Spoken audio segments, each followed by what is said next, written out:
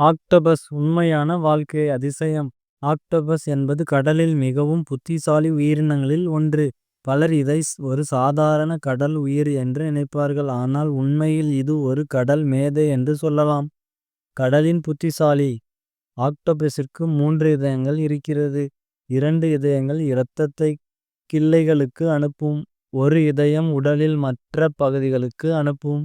அதிசயமாக இதன் இரத்தம் நீல நிறத்தில் இருக்கும். இது பவளப்பாறைகள் கற்கள் உள்ள பகுதிகள் வாழ்கிறது. உதாரணமாக ஜெயிண்ட் பசிபிக் ஆக்டோபஸ் போன்றவை உலகின் மிகப்பெரிய ஆக்டோபஸ் இனமாகும். ஆச்சரியமான அறிவு. ஆக்டோபஸால் ஒரு ஜாடியை திறக்க முடியும். அது நினைவில் வைத்துக் கொள்ளும் திறன் உடையது. அறிவியல் ஆராய்ச்சியில் பல இடங்களில் நடந்துள்ளன.